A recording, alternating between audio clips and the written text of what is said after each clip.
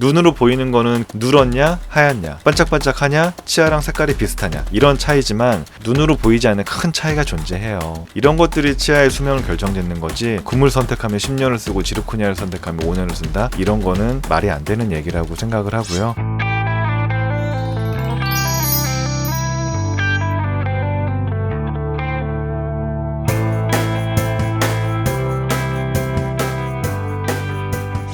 지르코니아는 요즘에 이제 굉장히 많이 쓰이고 있어요. 골드 크라운이 좋기는 한데 금리가 뭐 여러 가지 장점을 갖고 있긴 한데, 아무래도 금리는 이제 디지털 가공하고는 좀 거리가 멀거든요. 디지털이라는 건 컴퓨터를 이용해서 스캔을 하고 이런 식으로 이제 제작을 하는 거를 저희가 디지털 가공이라고 말씀을 드리는데, 표현을 했는데, 지르코니아는 재료 자체가 컴퓨터로 계산해서 만들 수밖에는 없는 재료예요. 이거는 뭐 저희가 녹여서 깎을 수 있는 재료가 아니고, 지르코니아 재료가 자체가 굉장히 단단해서, 처음에 지르코니아 재료가 이제 너무 단단해서 이 단단한 지르코니아 자체를 깎아서 만들 수는 없어서, 처음에는 지르코니아 블럭이 마치 분필처럼 물렁물렁한 블럭이 있습니다. 근데 이거를 열 가공을 하면 1000도가 넘는 온도에서 짧게는 2-3시간, 길게는 12시간 정도 구워내면 분필같이 생겼던 지르코니아가 약간씩 부피가 작아지면서 단단하게 응축이 돼요. 근데 이게 이제 수축되는 원래 크기가 100이라고 하면 분필 상태에서는 130% 정도 되는데, 이게 이제 블럭마다, 지르코니아 재료마다 어떤 거는 128%인 것도 있고 어떤 거는 132%인 것도 있고 조금씩 차이가 있긴 한데, 이런 것들을 가공을 하려면 원래 크라운, 내가 만들고자 하는 크라운보다 이 블럭의 수축량을 계산해서 예를 들어 130%라고 한다면, 원래 크라운을 요만하게 만들어야 되면 이거보다 130% 큰 이만하게 이를 깎은 다음에 이거를 구워내면 이게 싹 수축하면서 단단해지면서 이 사이즈로 됩니다. 근데 이거를 사람이 계산할 수 없잖아요. 원래 사이즈가 이래야 되는데 이거보다 130% 큰 사이즈의 지르코니아를 깎는다, 이거를 사람이 계산해서 할 수는 없기 때문에 컴퓨터로 이 수축량을 계산해서 큰 사이즈의 크라운을 정확하게 재서 만듭니다. 그리고 이걸 구워냈을 때 사이즈가 작아지면 그게 이제 원래 치아에 딱 들어가게 맞는 그런 식으로 이제 가공하는 재료인데, 그렇기 때문에 이제 결국 컴퓨터로 스캔하고 컴퓨터로 가공할 수밖에 없는, 그 캐드캠으로 할 수밖에 없는 재료이죠. 제가 생각하는 지르코니아의 장점은 품질의 균일성입니다. 지르코니아는 기계로 작업을 하는 거기 때문에 오늘 3시에 만든 크라운하고 일주일 후에 3시에 만든 크라운과 2주일 후에 3시에 만들었던 크라운이 다 똑같아요. 똑같은 데이터를 가지고 가공을 하면 똑같은 크라운이 나옵니다. 하지만 금 같은 경우는 녹여서 만드는 재료이기 때문에 오늘 3시에 만든 것과 일주일 후 3시에 만든 게 달라요.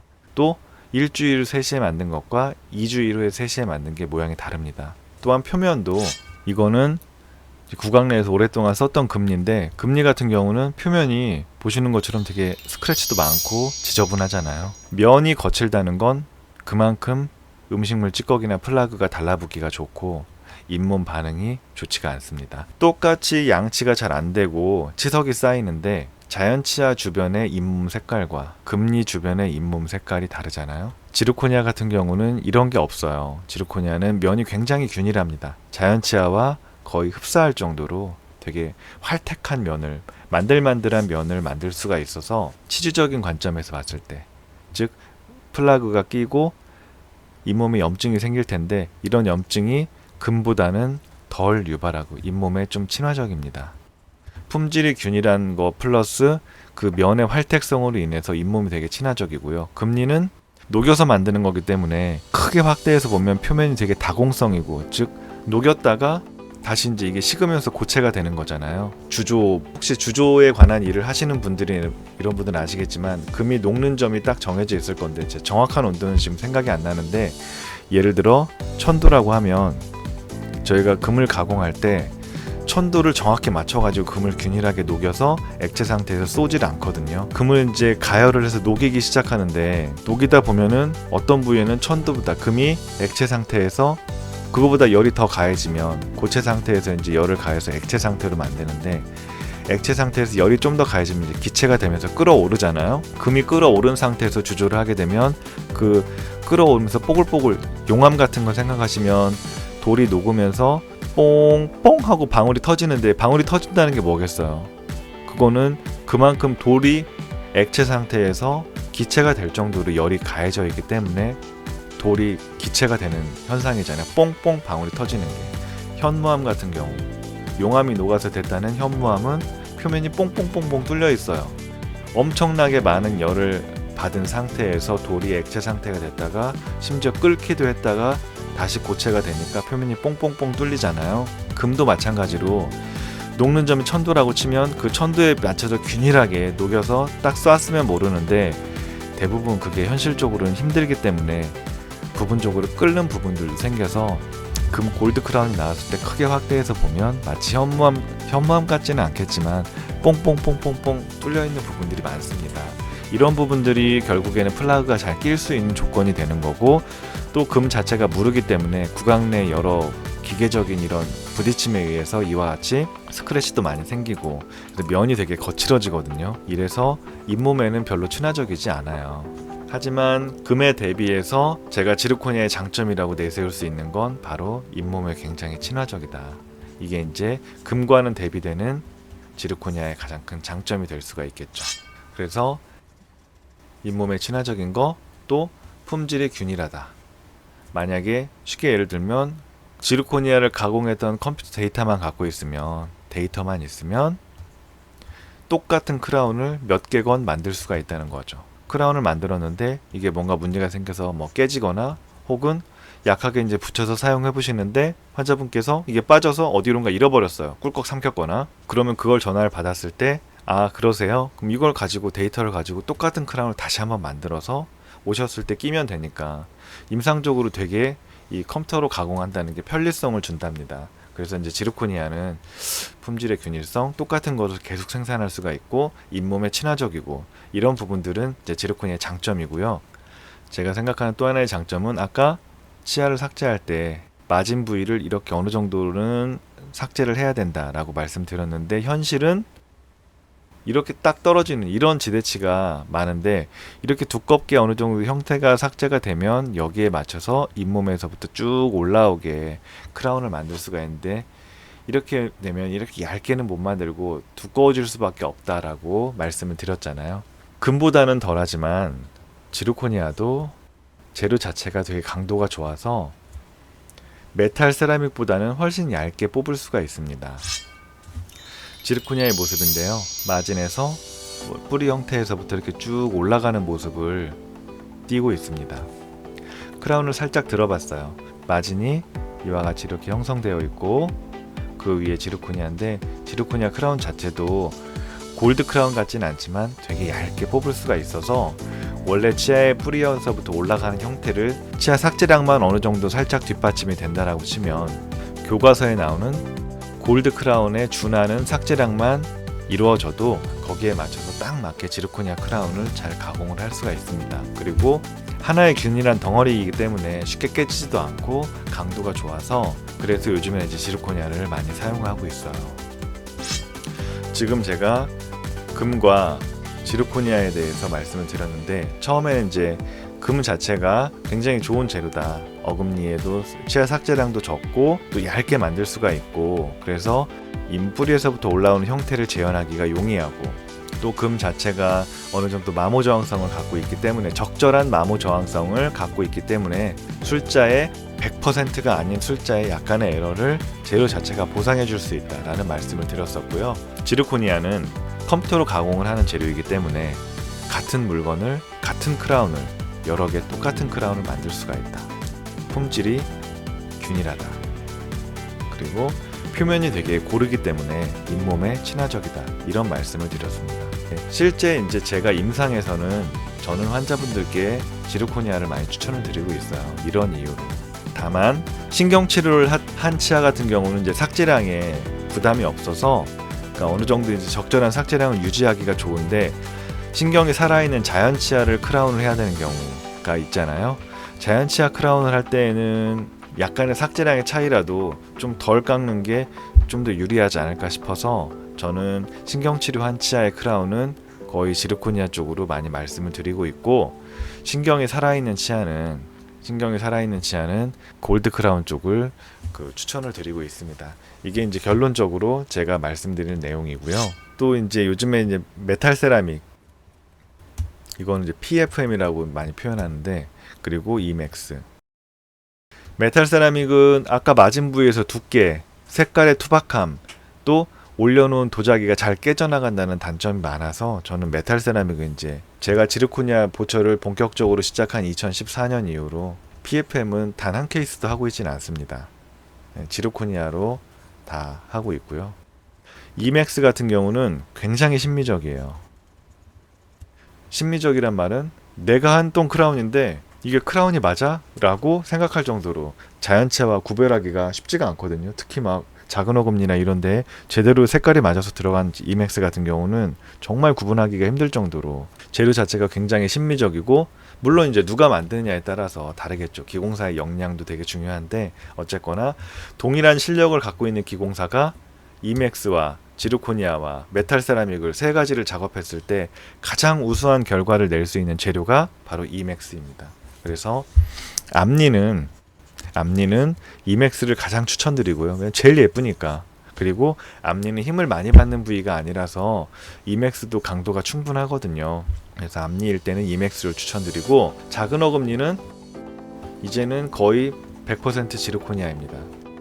뭐 제가 처음에 금이 좋다라고 말씀드렸지만 작은 어금니에 금을 하는 용자는 요즘에는 거의 없더라고요. 그래서 작은 어금니는 거의 100% 지르코니아고, 문제는 큰 어금니인데 저는 신경치료한 큰 어금니는 지르코니아로 진행을 하고 있고, 신경치료를 하지 않은 치아는 금 쪽으로 성담을 드리고 있습니다. 이게 이제 결론적으로 제가 현재 이맥스, 메탈 세라믹, 지르코니아, 골드 크라운, 이 네 가지 종류의 크라운 중에서 어떻게 선택하는지에 대해서 말씀을 드렸어요. 정리하면 앞니는 이맥스, 작은 어금니는 지르코니아, 큰 어금니는 신경치료한 경우에는 지르코니아, 신경치료가 안 했고 신경이 살아있는 생활치인 경우에는 골드 크라운, 이렇게 이제 정리해서 말씀드릴 수가 있겠습니다. 이게 제가 현재 크라운 보철에 대해서 제일 많이 추천드리는 내용이고요. 뭐 그중에는 작은 어금니인데도 난 금이 좋아요. 그러면 당연히 환자분의 의견이 최우선이죠. 금으로 하는 거고, 난 메탈 세라믹으로 할래요. 그러면은 간곡히 제가 메탈 세라믹을 하지 마시고 차라리 지르코니아를 하세요. 이렇게 말씀드리죠. 그리고 앞니도 이맥스인데 아니에요, 나는 그냥 금으로 할래요. 그러면 테러리스트의 최민수를 떠올리면서 네, 뭐 환자분께서 원하시면 금으로 하셔야죠 라고 하고, 아니면 웬만하면 이맥스. 큰 어금니는 특히 이제 어르신들은 또 예전부터 이제 금이 좋다 이런 게 이제 딱 생각하시는 분들이 많이 계시고 하셔서, 큰 어금니는 뭐 이제 금을 원해요 라는 분들도 많이 계시는데, 그럼 당연히 이제 금으로 하시는 거고, 아니면은 지르코니아도 지르코니아 나름의 장점이 충분하기 때문에 지르코니아도 많이 추천을 드리고 있습니다. 오늘 환자분들께서 이제 제가 진료하면서 가장 많이 물어보는 것들 중에 하나가 뭐 금이 좋아요, 지르코니아가 좋아요라고 말씀하시는데, 일단은 정답은 없는 것 같아요. 금 자체가 이제 술자의 에러를 보상한다, 뭐 이런 장점은 있지만, 또 장기적으로 봤을 때는 아까 뭐 찢어진다든지 너무 얇게 삭제를 제대로 못했을 때, 아니면 오래 쓰면서 스크래치가 나면서 잇몸에 오히려 안 좋은 영향을 미친다든지 이런 것들을 생각하면 지르코니아가 금의 훌륭한 대안이 될 수 있다라고 생각하기 때문에, 금이나 지르코니아 이런 것들은 그 상황에 맞춰서 이제 추천을 드리고, 무엇보다 중요한 것은 금이냐 지르코니아가 아니고요. 치아를 어떻게 다듬느냐, 또 어떻게 본을 뜯느냐, 치아 구강 내에서 잘 적절한 가이드라인을 지키면서 삭제를 하고, 이거를 마진이 잘 나오게 정확하게 본을 떠서 여기다 정확하게 맞는 크라운을 만든다면 재료의 차이는 중요하지 않습니다. 이게 어떻게 보면 또 여기 유튜브 시청자분들께 혹은 저희 치과를 찾아주시는 분들께 드리고 싶은 말씀이 되겠네요. 금은 몇 년 쓰나요? 지르코니아는 몇 년 쓰나요? 이건 재료를 지르코니아, 금 뭘 썼는지는 중요하지 않습니다. 똑같은 철광석을 캐서 이거를 재련해서 철을 만듭니다. 근데 포스코에서 철을 만들면 얼마, 현대제철에서 철을 만들면 얼마, 뭐 중국의 무슨 제철소에서 철을 만들면 얼마, 단가가 다 다를 거잖아요. 왜? 원료는 똑같은 철광석인데 이걸 가지고서 철을 만들었는데 왜 비용이 다를까요? 두 번째는 이 철을 가지고 또 자동차를 만들었어요. 중국의 자동차와 벤츠와 실제 사용한 철의 차이는 무슨 뭐 고장력 합판이 어쩌고 저쩌고 그런 걸 떠나서 그냥 차에 들어간 거를 다 녹여서 원소별로 분류했다고 쳤을 때 실제 철과 뭐 다른 합금들이 여러 가지 섞여 있을 텐데 그냥 차를 다 용광로에 녹여가지고 그냥 원소별로 분류한다면 큰 차이는 없을 것 같거든요. 벤츠나 중국 자동차나. 하지만 그걸 어떻게 설계해서 어떻게 만드느냐가 그 차의 내구성이나 이런 것들을 결정짓잖아요. 좀 비유가 거창하긴 한데 금과 지르코니아 이것도 마찬가지라고 생각해요. 크라운을 어떤 두께로 어떻게 정확하게 기공 과정을 거쳐서 만들었느냐, 이게 중요하지. 금을 썼느냐 지르코니아를 썼느냐, 예를 들어 똑같이 깎았는데 똑같이 깎아서 크라운을 만들었는데 A라는 선생님이 이제 했다고 쳐요. 그럼 A라는 선생님이 하던 식으로 이제 똑같이 제작을 해서 본을 떠서 만들었는데 이분이 지르코니아로 했으면은 뭐 5년 쓸 거를 여기를 금으로 했으면 10년 쓸 수 있을까요? 저는 그렇게 생각하지 않습니다. 결국에는 겉으로 드러나지 않는, 눈으로 보이는 거는 금이냐 지르코니아, 누렇냐 하얗냐, 반짝반짝하냐 치아랑 색깔이 비슷하냐, 이런 차이지만 그 내 안에는 너무나도 정말 눈으로 보이지 않는 큰 차이가 존재해요. 이런 것들이 치아의 수명을 결정짓는 거지, 재료를 뭘 선택했느냐, 뭐 금을 선택하면 10년을 쓰고 지르코니아를 선택하면 5년을 쓴다, 이런 거는 말이 안 되는 얘기라고 생각을 하고요. 결국에는 이제 이거를 어떻게 중간의 과정을 통해서 정확하게 가이드라인을 지키고 작업해서 잘 만들었느냐, 여기에 얼마만큼의 정성이 들어가 있느냐가 이 크라운의 수명을 결정짓는다 라고 생각합니다. 오늘 동영상 시청해 주셔서 정말 감사드립니다. 서울 S치과 최승원 원장이었습니다. 감사합니다.